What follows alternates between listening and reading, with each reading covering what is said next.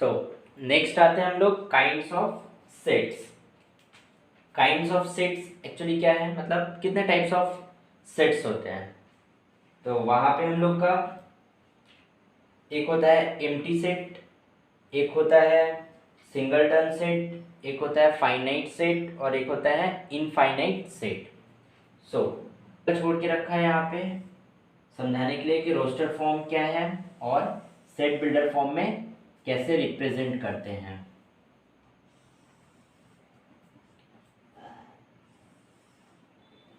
अब आते हैं काइंड्स ऑफ द सेट्स में पहला एम्प्टी सेट। एम्प्टी का मतलब पता है, एम्प्टी सेट। एम्प्टी सेट का मतलब ये तो पता चल गया मेरा खाली सेट है। तो इसको हम लोग कैसे रिप्रेजेंट करते हैं, just curly bracket, third bracket. Empty set को और एक तरीके से हम लोग कर सकते हैं, जैसे 5। ये हो गया मेरा empty set. So empty set if मान लेते हैं ये ऐसे करके दिया हुआ है, तो ये मेरा एम्प्टी सेट नहीं है। क्यों? क्योंकि ये एक सेट है किस चीज का, सिंबल का। इंपॉर्टेंट है कि सिंबल का भी सेट होता है तो अंदर में एक एलिमेंट प्रेजेंट है, तो इसका मतलब वो सेट होगा। अगर विदाउट ब्रैकेट अगर हम लोग लिखते हैं ये वाला, तो इसका मतलब होता है empty set. So empty set को हम लोग क्या बोलते हैं, null set also. Empty set का मतलब होता है null set and null set का मतलब होता है एम्प्टी सेट। ठीक है, और मैंने खाली ब्रैकेट बना के रखा, अंदर कोई भी एक भी एलिमेंट प्रेजेंट नहीं है, मतलब एम्प्टी सेट है। और 5 का अगर सिंबल दे दिया वहाँ पे, तो वो मेरा एम्प्टी सेट है। सो यहाँ पे हम लोग इस वाले को क्या बोल सकते हैं कि इसके अंदर एक ही एलिमेंट प्रेजेंट है, तो ये मेरा हो गया सेकेंड काइंड ऑफ सेट, जिसको हम लोग बोलते हैं सिंगल टर्न सेट। सेट क्या है, जिसमें एक एलिमेंट प्रेजेंट है। जैसे यहाँ पे एक सिंबल का था, और भी हम लोग लिख सकते हैं, 1 लिख दिया मैंने, ये भी एक सिंगल टर्न सेट है, एक एलिमेंट प्रेजेंट, और सब ये वाले ब्रैकेट में ही होता है। तो ये हो गया मेरा सिंगल टर्न सेट। नेक्स्ट आते हैं finite and infinite set. Finite का मतलब समझ में आ गया। फाइनाइट का मतलब होता है कि एंडिंग है, काउंटेबल है, एंड इनफाइनाइट का हो गया काउंटिंग नहीं है। This is third finite set. और एक क्या आएगा, fourth infinite set. Finite and infinite set. तो फाइनाइट सेट क्या है, मेरा काउंटेबल है। जैसे मैंने एक सेट लिखा रोस्टर फॉर्म में, a is equals to 1 2 3 4। This is a countable, कि ये 4 ही नंबर है और ये काउंट हो सकता है। अगर इसको हम सेट बिल्डर फॉर्म में लिखें तो कैसे लिखेंगे, x belongs to my natural number and x is lesser than 5। तो ये वाला का रिप्रेजेंटेशन ऐसे हो गया सेट बिल्डर फॉर्म में। और ये फाइनाइट है क्योंकि इसका स्टार्टिंग भी पॉइंट पता है और एंडिंग पॉइंट भी पता है। नेचुरल नंबर 1 से स्टार्ट होता है, एंडिंग मेरा हो गया 5 से छोटा, मतलब 4। एक सेट और ले लेते हैं b, तो ये वाले क्या हो जाएंगे, 1 2 3 4 dot dot dot dot dot dot dot. इस डॉट डॉट डॉट का मतलब एंडिंग चलते जा रहा है, चलते जा रहा है, खत्म हो ही नहीं रहा है। तो हम क्या लिखेंगे यहाँ पे, b is equals to x belongs to natural number and x is greater than equals to 1। यानी 1 से स्टार्ट होके वो कहाँ पे एंडिंग हो रहा है नहीं पता।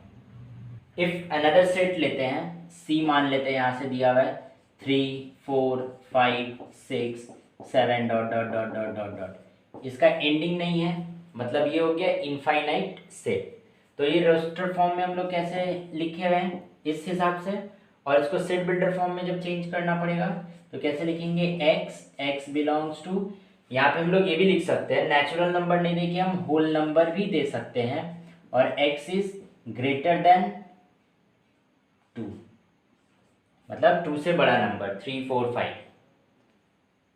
दोस्तों क्लियर है। अच्छा एक और लेते हैं, यहाँ पे एक डी सेट ले लिया मैंने, 1 2 3 4 5। इसको हम लोग चाहे सेट बिल्डर फॉर्म में कैसे रिप्रेजेंट कर सकते हैं, x इज टू, यहाँ पे इज टू होगा,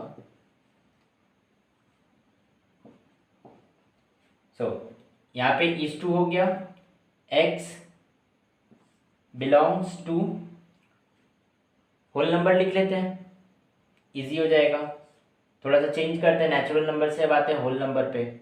तो कंडीशन कैसा रहेगा, x मेरा क्या है, ग्रेटर देन इक्वल्स टू 1 और लेसर देन इक्वल्स टू 5। इस कंडीशन को हम लोग चाहे तो चेंज कर सकते हैं, लेसर देन 6, तो यही आएगा ना, ग्रेटर देन 0, यहाँ पे क्या आएगा 1 2 3 4 5 and lesser than 6। So finite and infinite समझ में आया। फाइनाइट सेट क्या है और इनफाइनाइट सेट क्या है, जिसकी एंडिंग है मेरे पास और स्टार्टिंग पॉइंट है, वो हो गया मेरा फाइनाइट सेट। अब ऐसा भी हो सकता है कि ये नेगेटिव की तरफ जाए, जैसे एक सेट ले लेते हैं, नेगेटिव की तरफ जा रहा है मेरा वैल्यू, तो भी हो सकता है इनफाइनाइट। कैसे, डॉट डॉट डॉट डॉट, हम लोग क्या लिख सकते हैं, -3 -2 -1 0, उसके बाद आ जाएगा 1 2 3 ब्रैकेट क्लोज, ठीक है। दे देते हैं c is equals to, now c is equals to, अगर इसको हमको सेट बिल्डर फॉर्म में चेंज करना है तो नेगेटिव है, नेगेटिव सिर्फ और सिर्फ इंटीजर्स में आते हैं। अभी मैंने थोड़ी देर पहले बताया था, इंटीजर्स में है, मतलब x is two, x belongs to integers, then x is lesser than, वो चेक करना पड़ेगा, x इज लेसर देन 4, 4 की तरफ से नीचे हो रहा है, मतलब 4 मेरा लास्ट, मतलब 4 से छोटा, 3 2 1 0 -1 -2 -3 dot dot dot dot infinity की तरफ जा रहा है। अगर हम लोग ये वाला, तो स्टार्टिंग पॉइंट देखो, अगर ये वाला अगर हम लोग i लिखते हैं किसी और के लिए, तो फिर पूरा का पूरा वैल्यू चेंज हो जाएगा। एग्जाम्पल हियर, अगर हम यहाँ पे i लिख देंगे भूल से भी, n या होल नंबर नहीं लिख के, x इज लेसर देन 5, मतलब 4 3 2 1 -0 -1 -2 -3, ये बढ़ता हुआ चला जाएगा इन्फिनिटी की तरफ, तो ये वाला क्या हो जाएगा, इनफाइनाइट सेट हो जाएगा। और अगर नेचुरल नंबर यहाँ पे रहेगा, n रहेगा, इसका मतलब वो तो 1 से नीचे जाएगा ही नहीं, तो वो स्टार्टिंग पॉइंट भी है एंडिंग पॉइंट भी है, सो वो फाइनाइट सेट हो जाएगा। क्लियर है।